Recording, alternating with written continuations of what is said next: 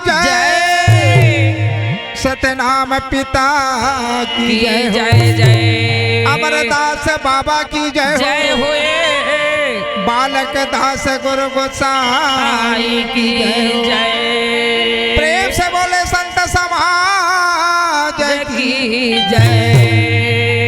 आदि गुरु माता पिता भाई जी,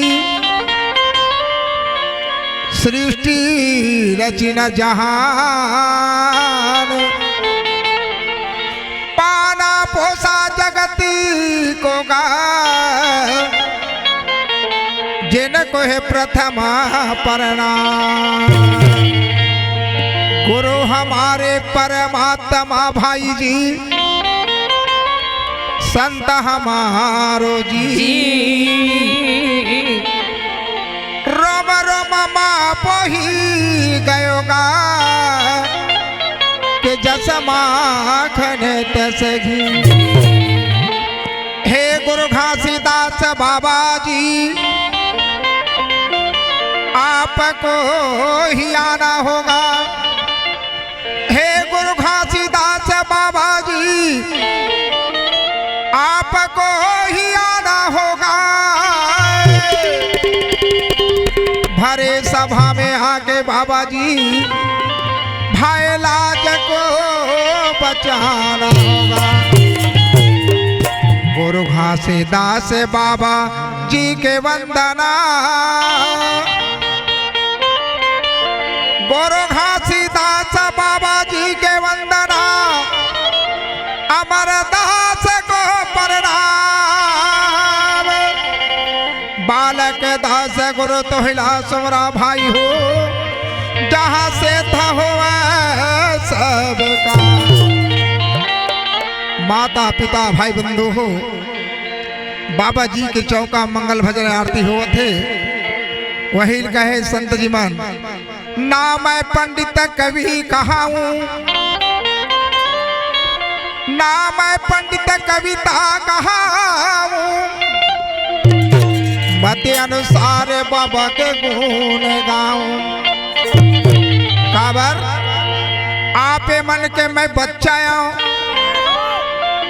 आपे मन के मैं लड़का आऊं, आपे मन मोला हाथ पकड़ के रेंगेला सिखोए हाओ।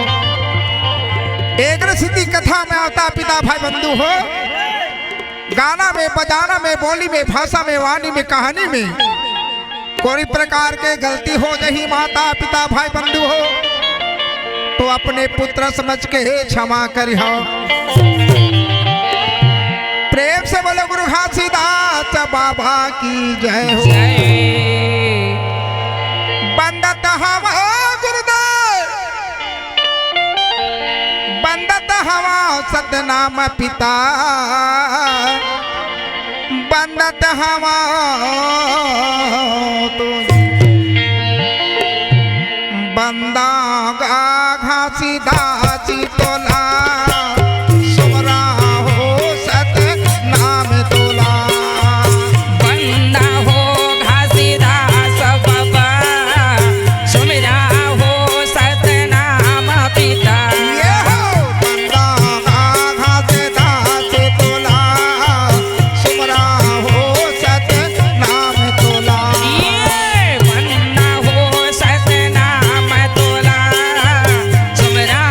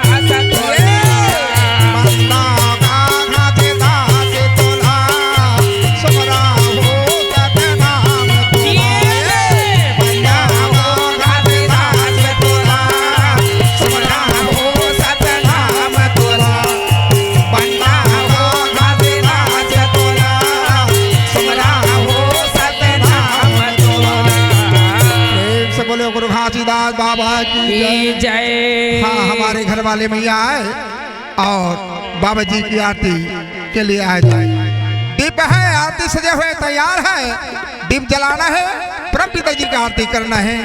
प्रेम से बोलो गुरु घासीदास बाबा की जय हो। गुरु मिलन को जाइए,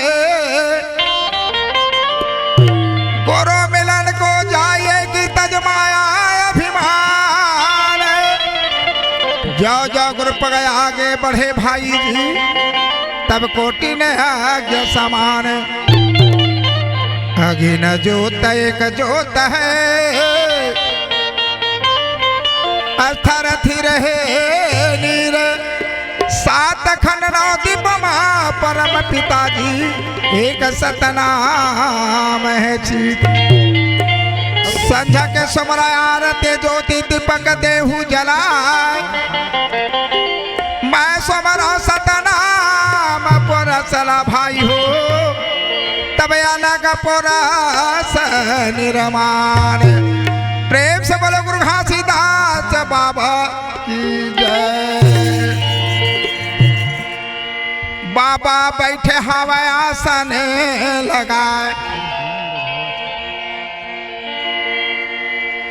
गुरुजी बैठे हवा आसन लगाए। हमारे परमपिता जी बाबा जी बैठे हैं, गुरुदेव सतनाम पिता। बाबा बैठे हवा आसन लगाए, साहिब के लेला आरती।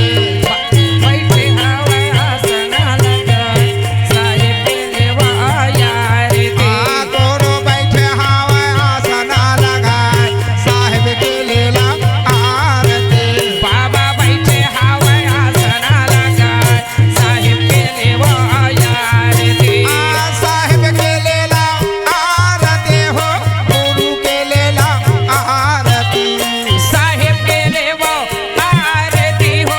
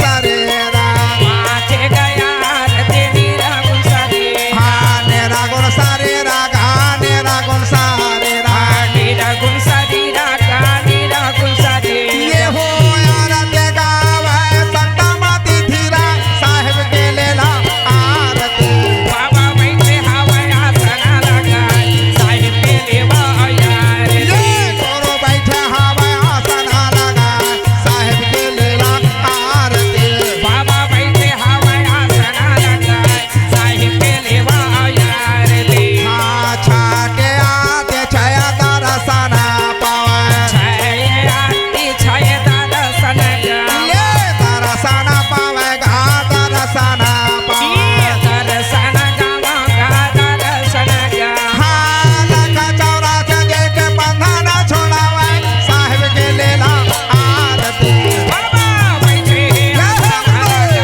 साहिब के लेवा यार ये बाबा बैठे हवा आसना लगा साहेब के लेला आरती बाबा बैठे हवाय आसना लगाय साहिब के लेवा यार दे हाँ साथे गया राते संतो घर आवे आते गया रते संतो घर ये आया संतो घर आवे गा संतो घर आवे संतो घर आया गा संतो घर आया हाँ चलावे मारा हंस सतलो पठावे साहेब के लेला आरती बाबा बैठे आसना लगाय साहिब के लेवा यार ये गोरो बैठे हवा आसना लगा साहेब के लेला आरती बाबा बैठे हवाय आसना लगाय साहिब के लेवा यार दे बाबा बैठे हवा आसना लगा साहेब के लेला आरती बाबा के लेवा यार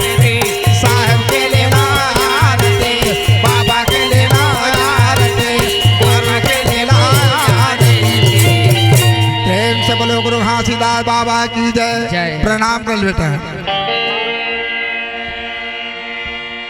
साहेब गुरु सत्यनाम की जय हो परम पिता गुरु घासीदास बाबा की जय हो प्रथम बंदा सदगुरु चरना देना गम गम को लखाइया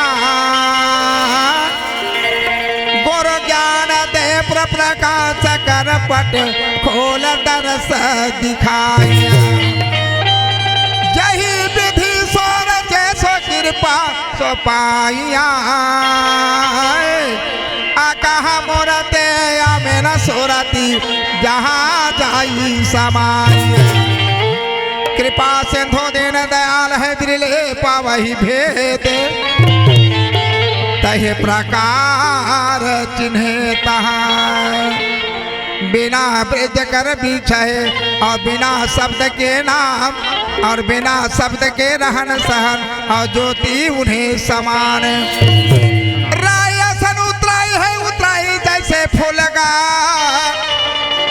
तिनका शाखा पत्र नहीं तब कमल निज मोले सोनो पुत्र बिहारी जब रही साहेब भोला तब रही चांद के गोला साहेब यग जब छुटेला पसेबू और भर भादो जल बरसेला मेऊ बैठत धरते उठत आकाश और सत के धरती दई से प्रकाश प्रथम शब्द जब आज्ञा भाखा और चार सुरती बाबा जी उत्पन्न किन्हा तन सुरती मन सुरती शब्द सुरती सा सुरती उत्पन्न किन्हा दूसरे शब्द जब आज्ञा भाखा तब 16 सुरते बाबा उत्पन्न किन्हा ध्रगया भिगाया को है हम सुहागयन 16 सुरती बाबा जी उत्पन्न किन्हा प्रेम से बोलो गुरु घासीदास बाबा की जय। हमारे परम पिता जी की अमृत रूपी वाणी हमारे प्रतिमा वाले बेटी अपने मुखार बिंद से सुनाने की कृपा करेंगे। आप शांत लगा बैठिए और बाबा जी की वाणी सुनिए। धन्यवाद। जय सतनाम जय सतनाम।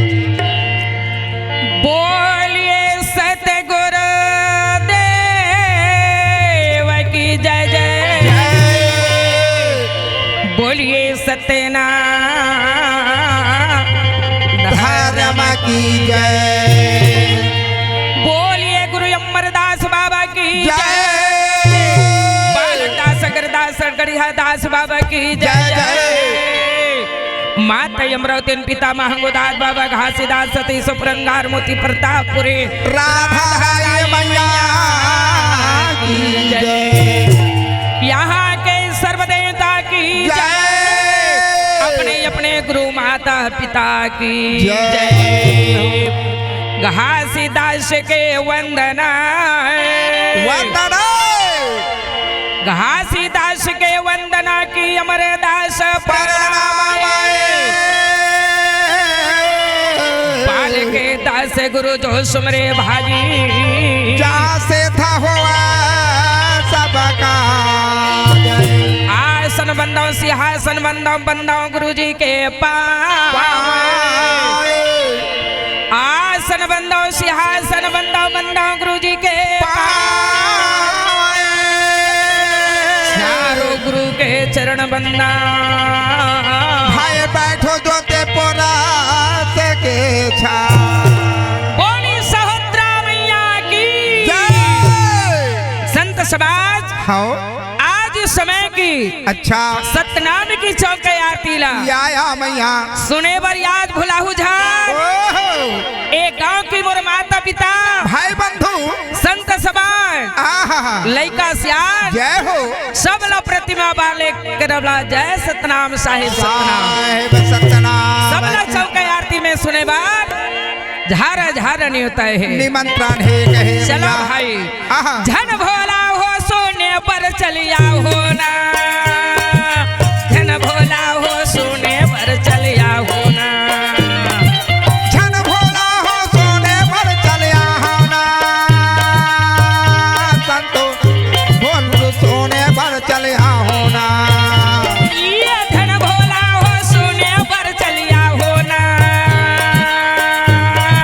ये मोर भाई धन भोला हो सोने पर चलिया हो ना छन भोला हो सोने पर चलिया होना ये मोर भैया छन भोला हो सोने पर चलिया होना यही गाँव के रहे